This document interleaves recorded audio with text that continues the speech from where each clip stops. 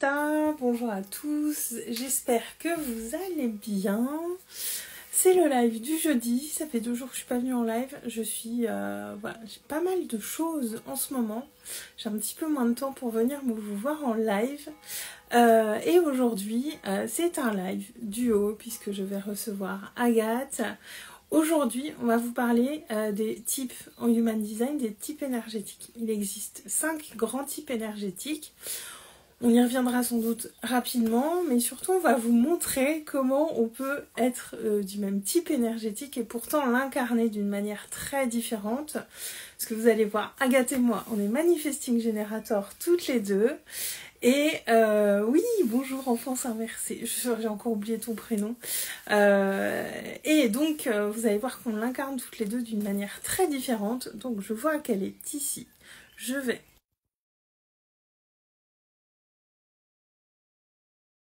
Normalement, c'est bon, Agathe, j'ai accepté. Naïma. Yes. Hello, Agathe. Hello, Alors, salut. hop, je revois, le cadrage est bon.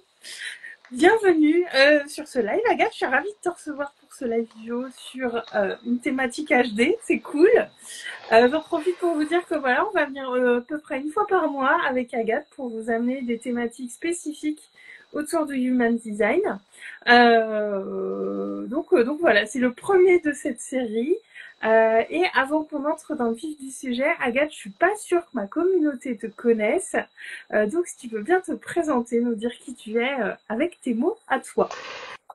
Ouais, et ben déjà merci pour cette invitation et je suis super contente de lancer cette série de live avec toi. Donc moi je suis Agathe Monetro, j'ai créé Explorer c'est possible il y a maintenant 7 ans. Parce que ce qui m'anime vraiment, c'est que de révéler les rebelles audacieuses en fait, puisque voilà, aider finalement et œuvrer pour que chaque femme prenne sa juste place dans le monde et le design humain voilà, fait partie, enfin, m'accompagne dans cette mission puisque ça permet de mieux se connaître, bien sûr, et surtout d'activer ses potentiels euh, et d'incarner cette rebelle audacieuse. Ouais, on adore. Merci. Et puis, alors, un petit mot pour ceux qui nous regarderont en replay. Abonnez-vous à nos comptes respectifs si ce n'est pas déjà le cas. Venez nous voir en privé si vous avez des questions. Et puis, faites-nous mettez-nous un petit cœur ou un petit commentaire pour nous dire que vous êtes passé par là. C'est toujours précieux pour nous de savoir qui vient nous voir en live. Ah oui, Naïma, se rendre visible, c'est top. Et c'était un peu aussi le sujet de mon post d'hier, d'ailleurs. C'est un peu la thématique du moment. Donc, comme je vous disais en introduction, Agathe et moi avons le même type énergétique. On est Manifesting Generator toutes les deux et on va venir vous dire comment, en fonction de nos lignes, de nos personnalités, ça vient s'exprimer. Mais je pense que ça peut être pas mal de faire très rapidement. Agathe, vas me dire ce que tu en penses. Un petit tour d'horizon des 5 types énergétiques pour ceux qui connaissent pas du tout le HD. Parce que l'idée, c'est que tout le monde puisse comprendre quand même ce live. On s'adresse pas forcément que à ceux qui connaissent le HD. Qu'est-ce que tu en penses? Ouais, Ouais. ouais, bah, je te suis. Ok. Alors, donc il y a 5 grands types énergétiques. Le premier, c'est le manifestor. Donc le manifestor qui c'est à peu près 8% de la population. Et le manifestor, c'est vraiment ce génie créatif qui va impulser des idées pour que des choses puissent venir au monde. Mais par contre, c'est pas forcément lui qui est fait pour les mettre en application, pour les construire, pour les créer. Je vais très très vite, hein. Je donne vraiment la mission de chaque type sur Terre, entre guillemets.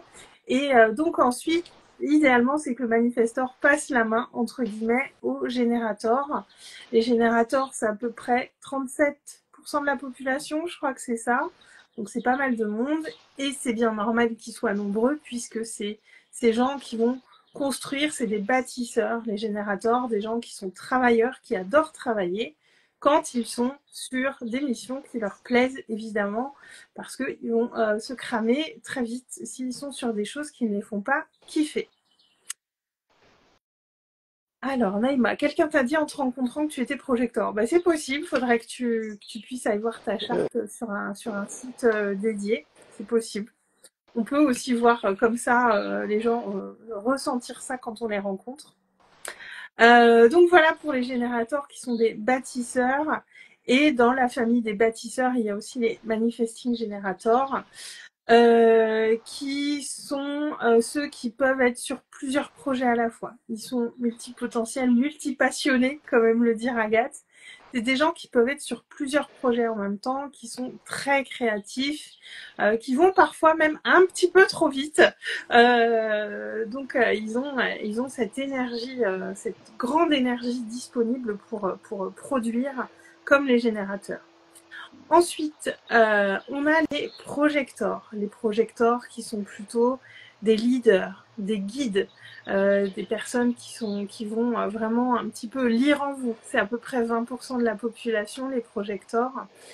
Et alors, ils ont moins cette énergie de travail, mais c'est des gens qui vont être très efficaces par contre. S'ils ont le repos qui est nécessaire pour eux, c'est des gens qui ont besoin de beaucoup se recharger justement pour pouvoir être efficace. Merci Agathe de soutenir en commentaire.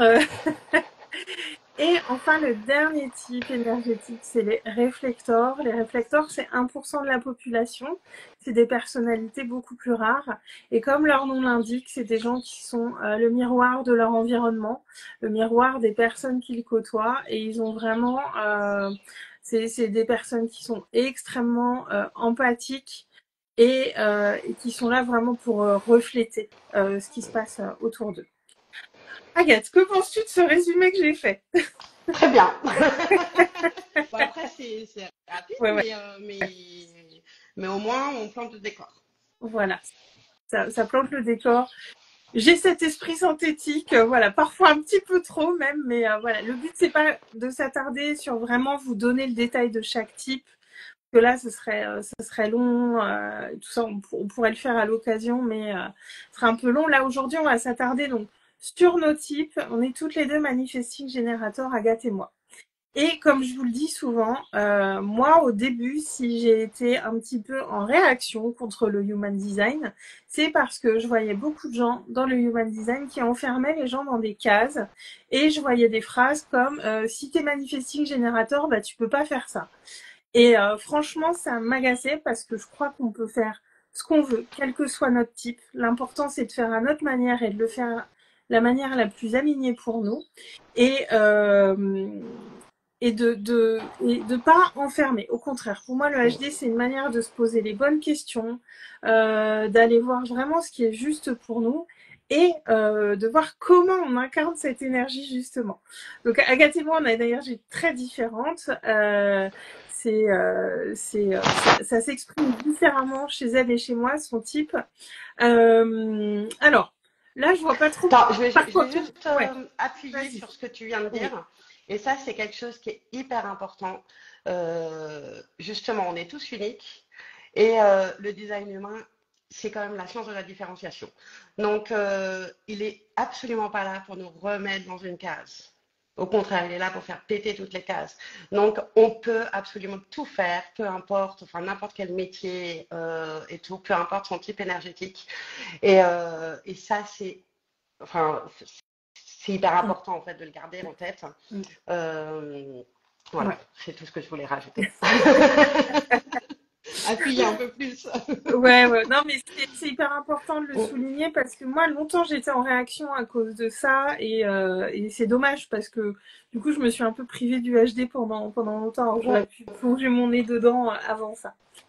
Par quoi on peut commencer, Agathe, selon toi, pour parler de l'expression différente de ce type, notamment bah, entre toi et moi, quelle est la première différence que tu verrais ou sous quel prisme on peut démarrer Alors moi pour déjà, parler il de y a ça? un truc que je trouve assez flagrant, c'est euh, quelque part, toi, tu as un côté très posé en tant que MG. Moi, j'ai un côté un peu plus éparpillé. Et c'est vrai que c'est souvent ce qu'on dit chez le MG, donc c'est un multipassionné, il a besoin d'être animé par plusieurs choses. Et donc, moi je le vois en fait entre nous deux, c'est que moi je suis euh, ouais, quelque part, je suis plus éparpillée que toi. Toi, tu es plus centré, plus focus, euh, en tout cas, ça se ressent même dans ton énergie, hein. Moi, j'ai un côté plus, ouh, ça part dans tous les sens, j'ai 10 000 idées à la seconde. Alors, bah, du Voilà. coup, tiens, on va aller là-dessus. C'est marrant que tu me dis ça parce que, oui, c'est vrai que je suis plus posée que toi. Je le vois, on s'est côtoyés plusieurs jours. Pour autant, je suis hyper éparpillée aussi, mais je pense que ça se voit moins. Et ça va s'exprimer des moments où je pars vraiment dans tous les sens et où j'ai du mal à revenir au bon endroit. Exemple, très pratico-pratique, là je change de lieu aujourd'hui, donc il faut que je range toutes mes affaires aujourd'hui et j'ai commencé dans tous les sens.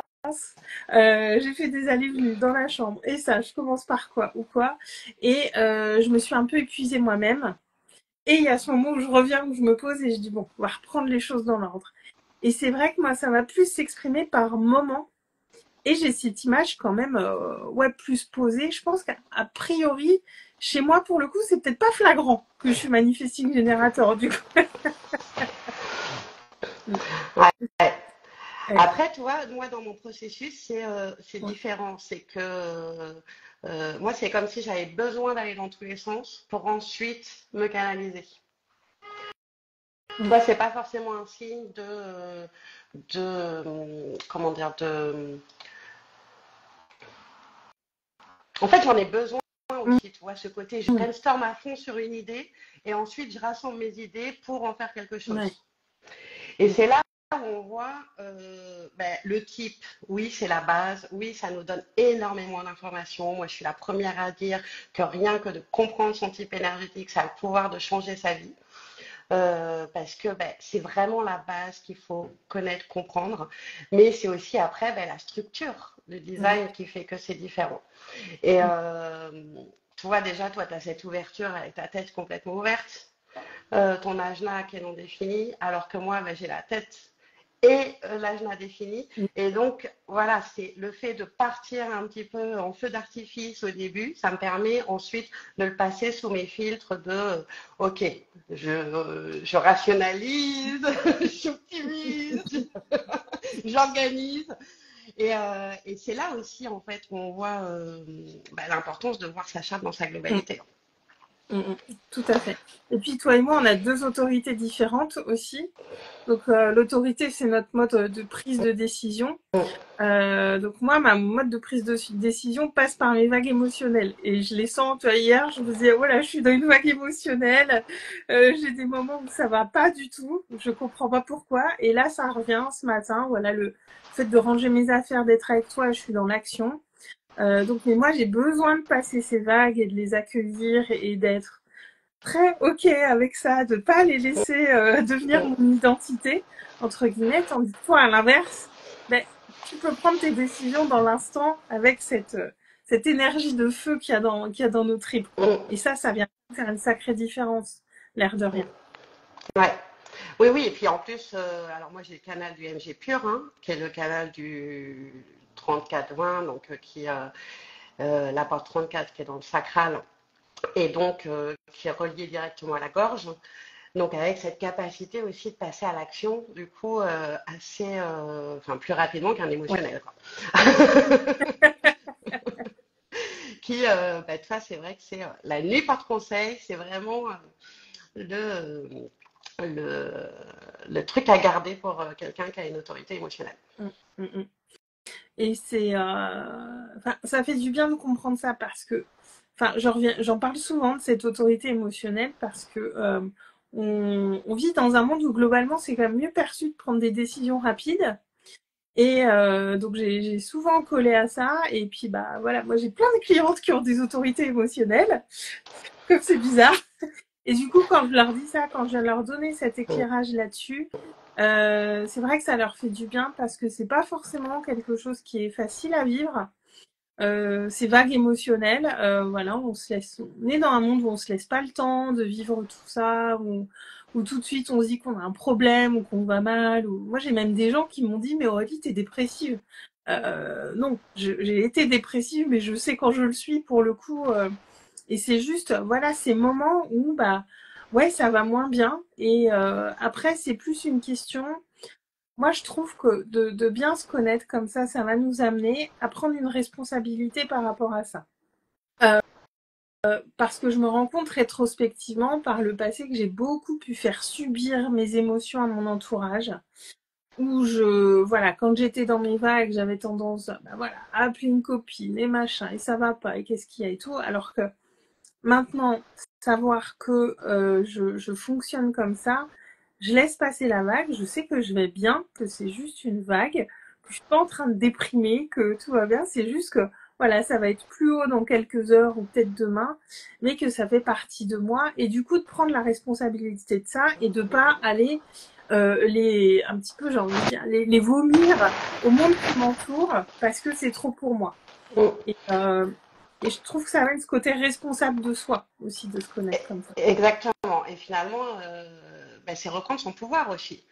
Parce qu'on sort du côté victime, à se dire, ah oui, mais bon, je subis, ça c'est difficile et tout. Là, c'est, ben non, je prends la responsabilité, c'est mes émotions, c'est ma vague émotionnelle. Ben, je l'écoute, je la laisse me traverser. Et je sais que cette décision, ben, je la prendrai demain. Mais aussi, je m'engage plus. Voilà. Mm. Dans l'instant en tout cas. Et c'est ça en Ouais. fait aussi le pouvoir bah, de ce qu'on peut faire, hein, accompagner et à travers la connaissance de soi, c'est aussi bah, mieux se connaître pour reprendre son pouvoir personnel et être dans sa responsabilité et non plus la laisser aux autres, quoi. Ouais.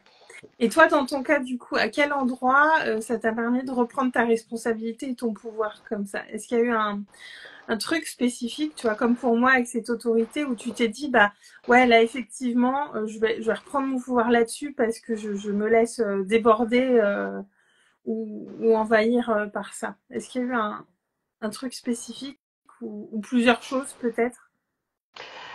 Alors déjà il y a un truc, c'est que finalement moi j'ai un profil en design humain qui est très connecté au moment présent et je suis quand même quelqu'un d'assez mental.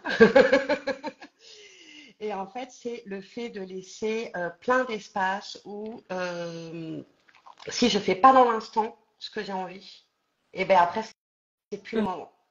Et toi, c'est pas passé. Donc c'est aussi me dire, ok, ben j'arrête de laisser mon mental me guider par mes peurs, par il faut que est-ce que c'est politiquement correct ou non, est-ce que non, c'est de se dire bon ben là c'est ce qui vibre tout de suite, bon ben j'y vais tout de suite. Mm. Ça déjà c'est un grand pas. Et puis après, ça va permettre de faire peut-être une transition pour la suite. Mais moi, j'ai un profil qui est 6-3. Donc, le besoin de vivre des expériences, de tester. J'ai expérimenté beaucoup de choses dans ma vie, des fois un peu trop à l'extrême. Plein de fois, on m'a dit ouais, mais là, tu vas dans le mur. Mais je m'en fous, faut que je teste. Ouais. Et tu vois, ça, je pense que ça participe aussi au fait que tu as une énergie qui paraît plus posée. Parce que toi, t'as un profil qui est en 6-5, 2-5, 2-5. pardon. Mm. Et le 2 aussi, enfin, qui est plus, peut-être, en tout cas, qui a besoin de moments seuls pour se ressourcer, pour cultiver ses talents, pour approfondir, Mm. alors que moi, c'est vraiment par la pratique, par Ouais. l'expérience. Et donc, Mm. j'ai besoin que ça bouge, j'ai besoin d'échanger, j'ai besoin d'interaction et de tester. Mm. Et ma vie, c'est un éternel test. Ouais. Mm. Voilà. Donc, Mm. et ça, en fait, ça m'a énormément déculpabilisée, en fait, de comprendre ça. Parce que je me disais, mais pourquoi faut toujours que tu passes par le fait de te planter, de, de tester tout le temps, et puis ce processus aussi toujours d'amélioration. Ouais.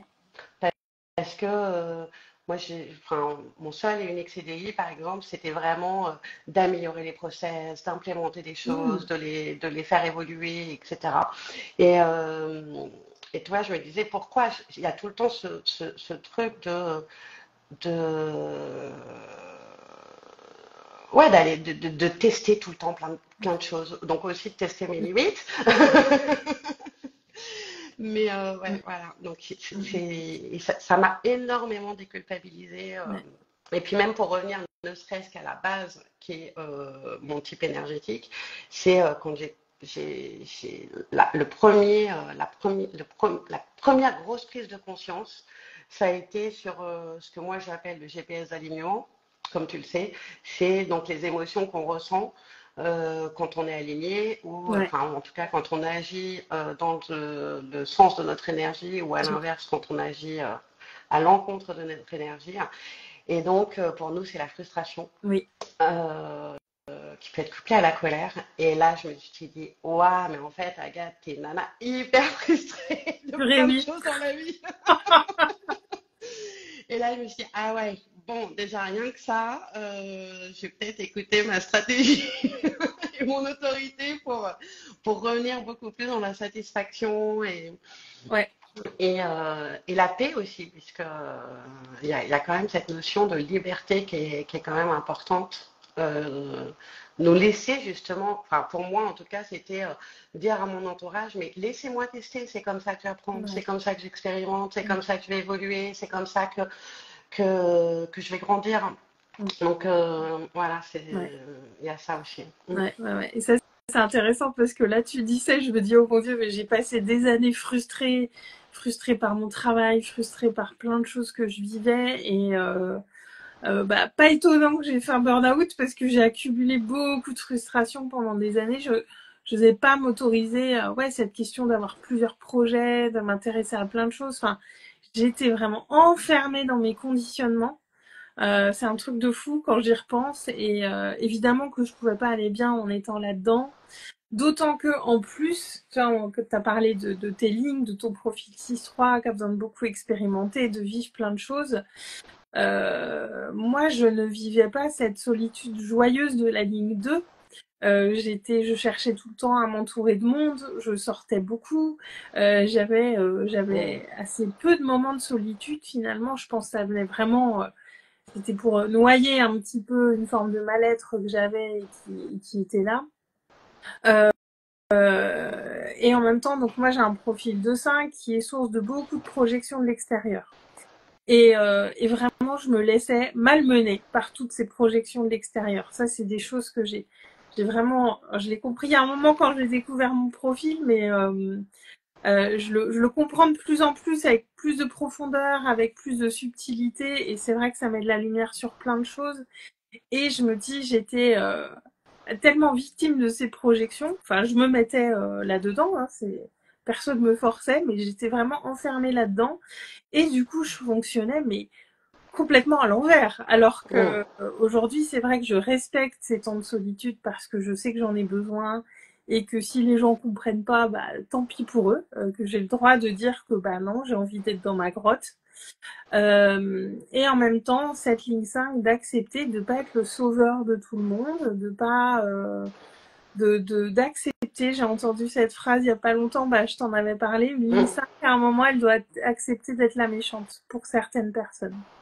Et d'entendre ça, je me suis dit bah ok, c'est pas forcément la partie la plus facile de ma ligne 5, mais d'entendre ça, je me dis ok, bah ouais, pour certaines personnes, je vais passer pour la méchante, mais tant pis parce que c'est pour mon équilibre à moi, pour me sentir bien. Et du coup, vous voyez comme on est sur deux perspectives complètement différentes, deux incarnations Mm. complètement différentes du MG. On a Agathe qui est vraiment dans ses essais, erreurs, dans ses tests, dans beaucoup d'actions finalement, et moi qui suis beaucoup plus dans le retrait, où je vais être, ça va être plus éparpillé, mais dans ma tête, ça va moins se voir parce que bah, je processe, comme tu dis, j'ai la tête ouverte, toutes ces idées, ces inspirations que je reçois de l'extérieur pour en faire quelque chose que moi, je vais venir exprimer à ma manière et de ma façon à moi.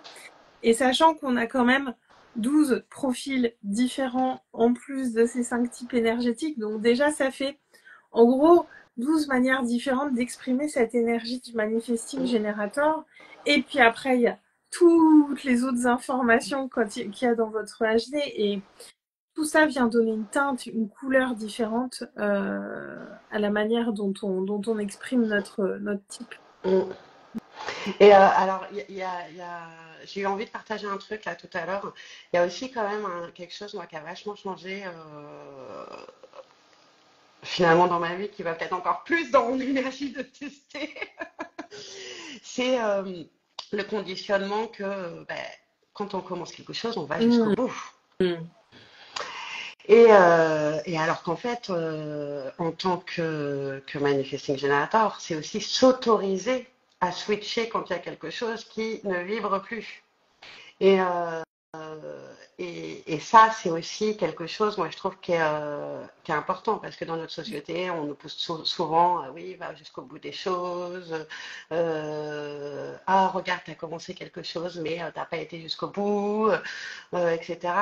Et du coup, c'est ce qui nous pousse justement à être bah, finalement être à l'encontre de notre énergie, Mmh. parce que de toute façon, là pour le coup, nous, notre sacral, notre énergie, elle nous pousse à aller vers ce qui nous fait vibrer. Donc plus on va être en résistance, ben, moins on va vibrer fort et haut.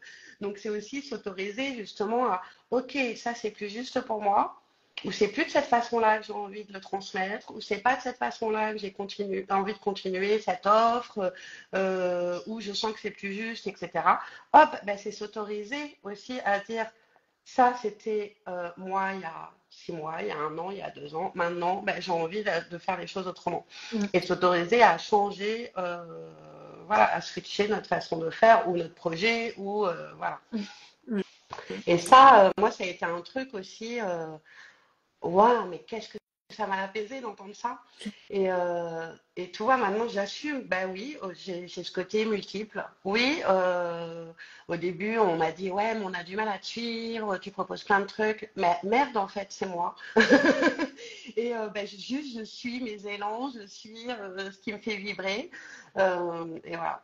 Ouais. Et puis en vrai, les gens, alors moi j'aime bien dire nos gens, ils suivent, ils comprennent ce qu'on fait. Mm, Parce que moi, je me donne de plus en plus d'autorisation de faire plein de trucs et de varier les choses et d'avoir confiance aussi. Alors là, je vais plus parler sur le plan professionnel, que les gens qui me suivent, qui apprécient mon travail, eh bien, ils ont aussi cette intelligence, cette pertinence de comprendre ce que je fais, et que les gens pour qui c'est trop de choses ou trop varié, bah, c'est peut-être juste pas les gens faits pour travailler mm, avec moi, tout simplement. mm, mm, Et de sortir du truc où on essaye de plaire à tout le monde, parce que c'est ça finalement le truc de fond, c'est qu'on essaye beaucoup de plaire à tout le monde, que quand on change quelque chose, ou quand on le change pas alors qu'on sent qu'on devrait le changer, bah c'est pas pour des bonnes raisons.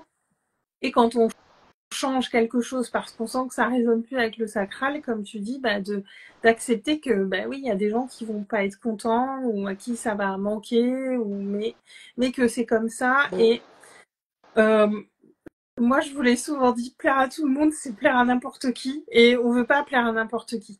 Enfin, on veut plaire aux gens avec qui on est fait pour bosser, avec qui on est fait pour être. Hein. Ça s'applique aussi à la vie perso, à plein de choses. Hein, de toute façon, ce que je dis là, et de toute façon, c'est impossible de plaire à tout le monde.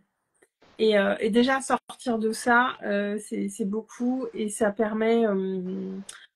Ouais, moi je trouve que vraiment le HD vient nous donner comme des autorisations en plus de se dire ok, j'y vais. Vas-y, je te laisse. Non, mais oui, c'est exactement ça. En fait, le HD, c'est comme, ok, ah bah tiens, là, je me suis mis une barrière là-dessus. Ah, tiens, là, je me suis mis une barrière et je suis conditionnée là-dessus. Et là, en fait, ça nous donne l'autorisation de faire péter les cases et finalement, bah, d'être qui on est vraiment, quoi. Mm, C'est mm, mm, c'est pour ça que moi je parle de rebelle audacieuse, parce que bon, bah, il y a un moment donné, la rebelle pour moi, c'est celle qui se connaît autant dans ses parts d'ombre que ses parts de mm. lumière, celle qui s'assume, celle qui dit fuck, ça te convient pas ce que je fais, bah tant mieux, c'est parce que c'est pas fait pour toi. C'est clair. Je te dérange, et bah tant mieux, Mm, enfin voilà, pour moi c'est mm, ça. Et finalement, le design humain, c'est comme avoir sa cartographie de qui on est avant ces couches de conditionnement, avant notre éducation, avant tous ces dictats de la société là, qui nous renferment encore un petit peu plus. Et là, c'est juste se dire, ah ouais, mais ça, c'est qui je suis à nu sans tout ça. Ouais. Mais en fait, c'est vachement mieux que toutes ces couches-là qui me collent à la peau et dont je me sens enfermée là-dedans et que j'avais juste envie d'envoyer péter, quoi. C'est clair. Bah ouais. On- Et puis, il y a alors il y a les conditionnements liés à notre éducation, il y a nos propres conditionnements, il y a tous ces conditionnements sociétaux aussi, où on devrait être en permanence des moutons à 5 pattes. Sauf que c'est pas possible. On en avait parlé une fois, tu en avais parlé au tout début de la formation, ou je sais plus quand, mais où tu disais quand on lit les offres d'emploi, on veut quelqu'un qui est comme ci, qui est comme ci, qui est comme ça, qui est comme ça, mais juste ça n'existe pas en fait, ça n'existe pas. Et du coup, on se contorsionne pour on- essayer de rentrer dans des trucs où on se dit j'ai un problème parce que j'arrive pas à être comme ci ou comme ça. Non, c'est juste que le monde nous demande des choses qu'on ne peut pas faire et d'arrêter d'essayer ça finalement, parce que enfin, on peut pas être dans un poste où on va être et résistant au stress, et force de proposition, et bon communicant, et ceci et cela. Enfin, c'est impossible d'avoir tout ça. Et qu'est-ce qu'on contorsionne et qu'est-ce qu'on se fait du mal aussi à être on- dans tout ça. Ça aide à ouais, vraiment se faire du bien et puis comprendre vraiment que fondamentalement, on a tous un rôle à jouer dans le monde. Euh, et moi, j'aime bien cette idée de me dire, bah, je suis pas là pour jouer tous les rôles. Moi, mon job, il est pas là. Je trouve que c'est vachement déculpabilisant aussi de dire, bah ouais, mon job, il est là Non, et puis il y a aussi ce côté où on veut toujours améliorer nos faiblesses plutôt que développer nos potentiels. Et alors que, ben, enfin, moi, dans mon sens, bien sûr, on peut toujours travailler sur ses ombres, sur ses peurs, sur tout ça. Mais par contre, si on est OK avec nos potentiels et qu'on les cultive et qu'on y va, bah, en fait, on a plus peur, quoi. c'est ça. Ouais. Donc, c'est ça aussi.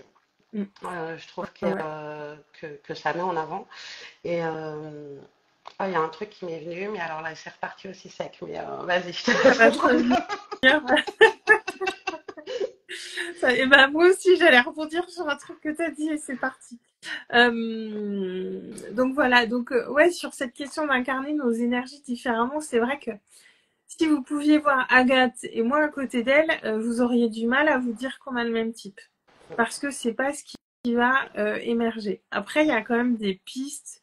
Voilà, chez l'EMG, il y a ce côté multi qui est quand même assez prégnant chez un MG qui vit bien son type.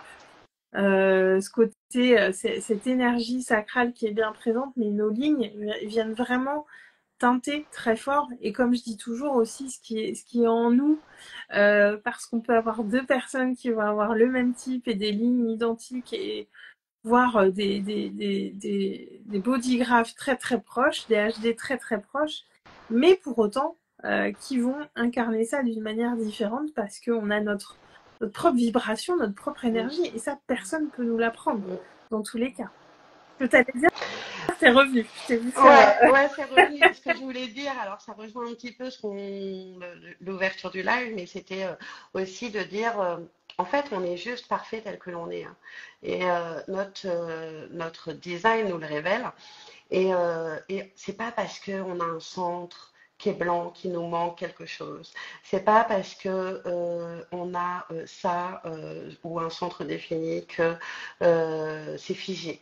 C'est pas parce que, enfin, et en fait, ça, ça rejoint le fait de développer plutôt ses potentiels que d'aller chercher ses ombres, c'est qu'en fait, on a tout pour vivre pleinement notre incarnation et pour rayonner tel que l'on est. Voilà, il nous manque rien. On n'a pas besoin de plus. On n'a pas besoin de. Voilà.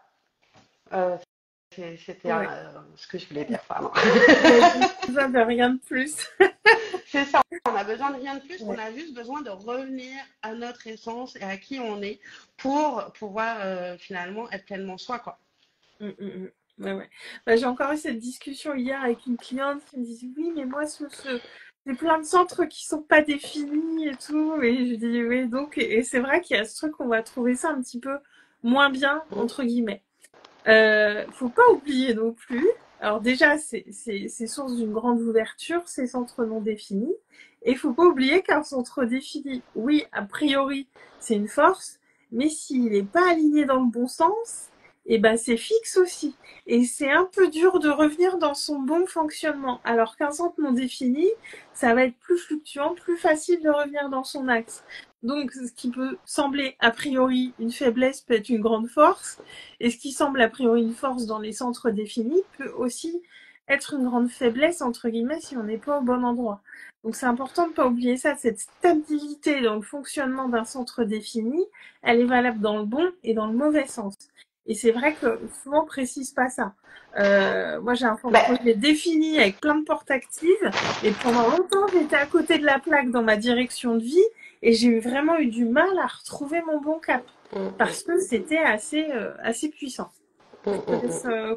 compléter. Tu allais dire quelque Non, chose. mais en fait, c'est comme tout. Alors, je sais que toi, tu es aussi une spécialiste de l'énéagramme, mais en fait, quand on est dans les excès. Dès qu'on est désaligné, c'est qu'on est dans les excès Mm. de cette énergie-là. Et donc, que ce soit que ce soit un centre qui soit défini ou non défini, que ce soit une porte, que ce soit le profil, comme on en parlait, en fait, tout est dans l'équilibre. Et l'équilibre, c'est aussi ben, connaître et la puissance de l'énergie de ce centre, de cette porte, de son rôle, de son profil, enfin voilà, et connaître, alors je ne sais plus ce que j'ai dit avant, mais que ce soit les potentiels ou les excès, on va dire Oui. les ombres. Ouais. Et c'est justement ce qui permet après finalement d'avoir cette conscience et de revenir d'aller plus, on va dire, vers les potentiels que vers les ombres. Ouais, ouais, et Ou les booster cadeaux, vraiment les comme on forces. dit en Jenkins, que non, mais ouais. Donc c'est et la vie est un jeu d'équilibre. De toute façon, Ouais. c'est pas parce que on a pris conscience que oui, voilà, là c'est mon design, je suis comme ça. Ben, en fait, tous les jours est un jeu d'équilibre pour justement être dans son axe. Donc après, c'est là aussi où qu'est-ce que je décide? Est-ce que je décide de me regarder en vérité ou est-ce que justement pour euh, retrouver cet équilibre ou est-ce que ben, je laisse mes excès prendre le dessus et donc continuer à vivre sur une jambe plutôt que deux. Mm. C'est clair. Ouais, ouais, et puis l'équilibre, il se refait tout le temps. C'est comme quand on se dit, oh là là, je retombe dans mes blessures, je pensais que ça c'était derrière moi. Ben non, enfin, il n'y a jamais rien qu'on laisse complètement derrière soi. On est incarné dans cette vie pour vivre certaines choses, transcender certaines choses. Et du coup, oui, il y a des endroits où il y a des choses qui vont nous rattraper. Et il y a des ombres dans notre HD bah, qui vont nous rattraper régulièrement ou certaines dont on n'a pas conscience et on va les observer et on va se dire tiens mais ça je l'avais pas vu sous cet angle-là, sous le côté du nombre de mon HD, alors que c'est là tout simplement, c'est bien de venir de l'observer, de la transformer, mais ça peut revenir parce qu'on est des humains, hein, tout simplement. Ben, on est des humains et puis ben, nos expériences nous amènent ben, là aussi à regarder justement Ouais. ces fameuses ombres pour pouvoir avancer. Mm, Et ouais. mm. Alors, je vois qu'il y a encore une personne qui est là. S'il y a des questions, n'hésitez pas. Est-ce que tu verrais un autre sujet à aborder en lien avec ça pour terminer, Agathe, ou En lien avec. avec cette question d'incarner son type à sa manière, Ah ouais. vraiment. Il y a autre chose qui te vient avant qu'on aille sur la fin de ce live.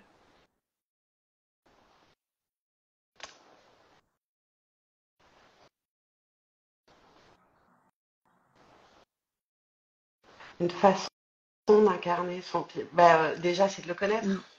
C'est de connaître son fonctionnement et puis euh, moi j'ai envie, alors c'est pas forcément, peut-être pas la réponse que tu as envie d'avoir, enfin, qui est attendue, je m'en fous, mais en fait, finalement,